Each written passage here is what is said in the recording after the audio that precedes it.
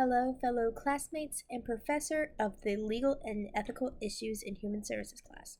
This is my introduction discussion, first ed class. My name is Cameran Ledford. Don't have a nickname set in stone or anything, so you just call me Cameran, Cam, hey you. I'll probably answer to it.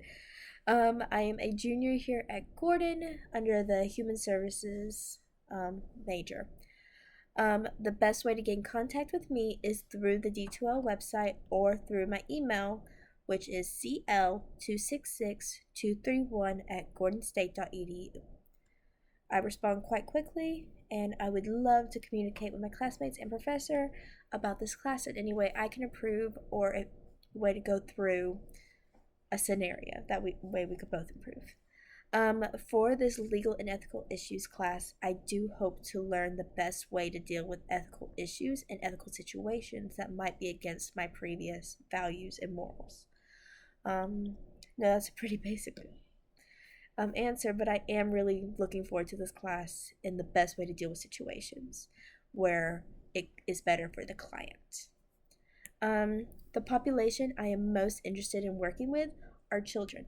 I currently work at a daycare with ages 10 to 5, depending on the day, and I would like to continue working with kids in more of a clinical human services counseling situation. Haven't figured out what type area in human service I want to be in, but I know I want to be in more of a counsel-ish area. The social work dilemmas videos we had to watch for the discussion. First off, uncanny valley feeling, a little freaky first view. I had to rewatch it a couple times so that way I can actually focus on the questions. The first scenario threw me off guard, with your client being a sex offender who just previously got released from prison and you're currently seeing him in a church community. That's probably something that happens a lot, and I do need to be prepared for that situation. So the first thing that I learned is how important it is to report to the proper authorities if there is suspicion of someone getting hurt or if the client is getting hurt themselves. That is a tricky situation, and I would hate to come across it, but I know it's probably inevitable. I'd be very taken aback by that situation, but it is important to let the authorities handle what they see necessary, as we are not the judge and executioner and such. We are just there to help them deal with the situation. The second scenario involved your client who was previously abused, allowing back their abuser who just recently gotten out of jail after they apologized.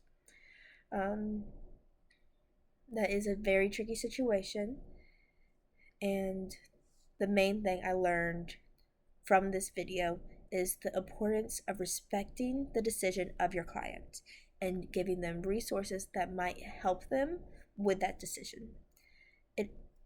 I think this scenario would be a little bit less tricky for me compared to the sex offender scenario, as I can support somebody more when they're not the one causing harm, and I know that is something I need to work on, and I do look forward in learning proper ways to deal with it. For this scenario, I mainly learned respecting decisions, and it is not our place to make the decision. It is only our place to help the client make their decision. So leading on from that, which population or issues would challenge me because of my values? That sex offender really did hit. Pretty much anybody that would purposely hurt someone else would conflict with my values, and I would like to learn how to deal with a situation and such where it is best for the client and myself. I also think I would have issues with people that are against my particular religion. I am Christian, and I would have issues talking to someone who was outrightly satanistic or does not agree with some of the lifestyles of church. That is something, again, I'm really hoping to learn how to deal with a situation that is best fit for the client and myself, where both of us can get something out of the situation. Mostly them, of course, but maybe I could learn better ways to deal with it. I do not want to admit how long it has taken me to make this video. I have done this a couple of times as I am a very fast talker, and I know this is a subject that needs to be slowed down and talked about. So that is something I also hope to possibly learn from this.